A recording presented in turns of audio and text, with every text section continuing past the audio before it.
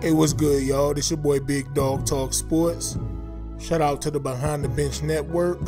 Shout out to Kelvin, Rashad, the Kobe Bryant Film Room. Shout out to the team, man. In this video, I'm going to talk about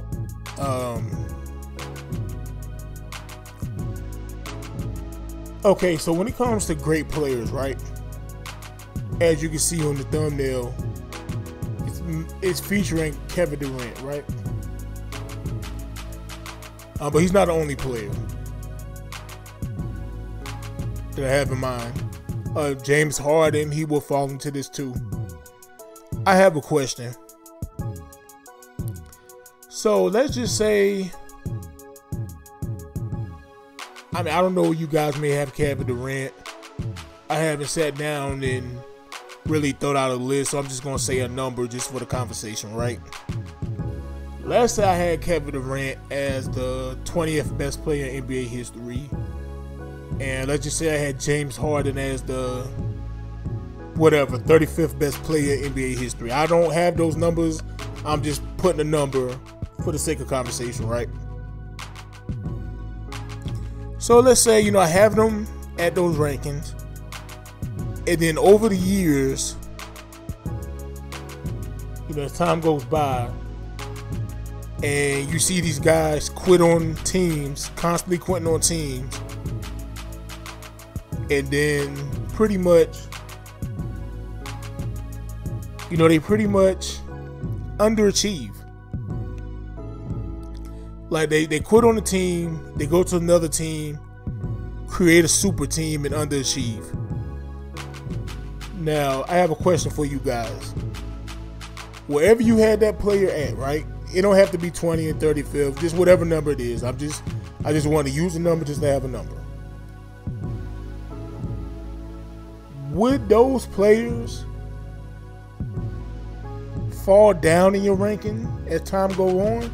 Or when the player is at a certain ranking, they can never fall off from that ranking. They can only go up or stay where they're at. Unless, of course, another player you feel surpassed them. But just say you don't have another player surpassing them right now. These guys are playing. These guys are quitting on their teams. They go to another situation to where they should be successful because they're kind of stacking the deck. And then these guys lose, they underachieve, then they quit. Would Kevin Durant, if you had him at number 20 all time, would he fall down to 25 or whatever? If you got James Harden 35th or whatever, would he fall to 40th? Like, could they climb down the rankings for you?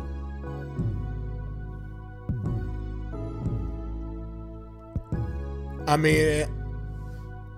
believe they should, me personally. It's like, bro, not only are you taking the easy way out and running from adversity, but damn, you underachieve when you go to the easy route.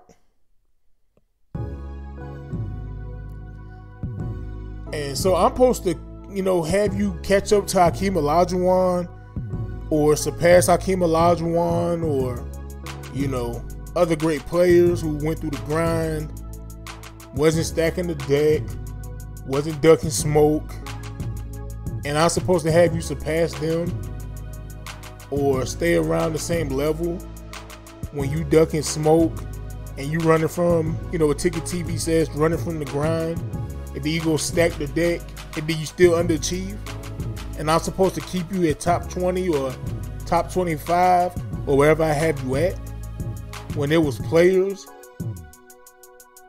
who didn't do that. Because for me, when it comes to ranking, of course, talent and skill matters. Because if you got a top 50 or top 10 or whatever, all the players are going to be elite talent. They may have different skills. Magic Johnson, greatest playmaker in NBA history. Michael Jordan, the greatest scorer. Him and Kobe Bryant, 1A, 1B, greatest scorer, as far as the shooting guard position. Wilt Chamberlain, 20 rebounds a game, 50 points. Like, they all great and different skill set, but they're all elite, talented level players, you know. So I can't just go strictly by skill when I feel like who's greater than who. I don't just go by MVPs because, like, in the grand scheme of things, MVP means something, but I think people are starting to overrate MVP now. A lot of people are trying to overrate it to fit a narrative, whether it's to big up a player or try to tear down a player. I mean, just because you MVP don't mean you're the best player. I mean, Steve Nash is a 2-time MVP, and I'm not even going to say he wasn't deserving of it. Even though I felt like Kobe should have won the second time he won. Another topic for another discussion. He got 2 MVPs. I'm not going to say he was better than Kobe Bryant because Kobe got 1. Isaiah Thomas, if I'm not mistaken, he was never MVP. I'm not going to say he's better than Isaiah Thomas. I don't go strictly by rings, obviously. You know, Robert Horry got 7 rings. He wasn't a great player. He was a great role player, but he wasn't a great player like Charles Barkley or something like that. You're not going to say Robert Horry is better than Charles Barkley simply because Horry got 7 rings and Barkley, you know, unfortunately couldn't win one. But it's a mixture of everything. But I have to include decisions you made and, you know, what you did with certain teams and how you achieve, you know, what you achieve with certain situations. Like, I can't sit here and put Kevin Durant, you know, with a Kobe Bryant when I watched this man join the Golden State Warriors, you know, a 73-9 team, and then he go to Brooklyn and Phoenix, and he's underachieving. And I'm going to put him with Kobe Bryant, yeah, who played next to Shaq. But hey, Shaq played next to Kobe too. But somehow Kobe gets diminished with that, which is crazy. And then I watched Kobe Bryant. I think he won 46 games in 2006 with Luke Walton and Lamar Odom and Smush Park and Kwame Brown. And, bro, winning like 45, 46 games in that tough Western Conference. And then you see what Kobe was able to do when they had a championship caliber team.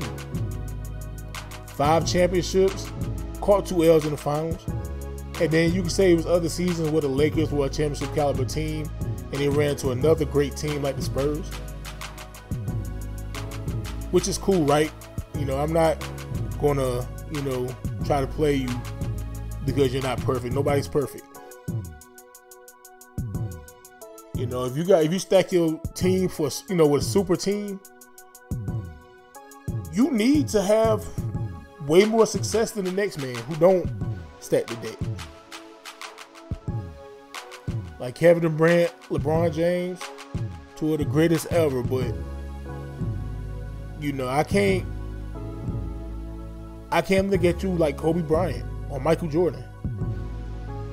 Hell, you can even throw Steph Curry in there. Yeah, I know Kevin Durant joined Steph Curry. I get it.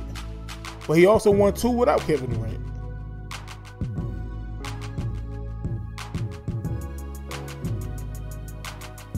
So, you know, I just want to know, can a player fall off from where you got to rank that if they're underachieving, like, badly? Or do you just keep them where they at, like, well, they're underachieving, but I had them at 15, so they still at 15? I just want to know y'all opinion on that, man. I feel like players need to start coming down the ranking, you know, if they underachieving, and especially they quitting on their team too, man. It's like, yeah, man. Well, you know, I just want to know what y'all think, man. Leave your thoughts in the comment section. Subscribe to the channel. Subscribe to my personal channel, Big Dog Talk Sports. I have the link to my channel in the pinned comment.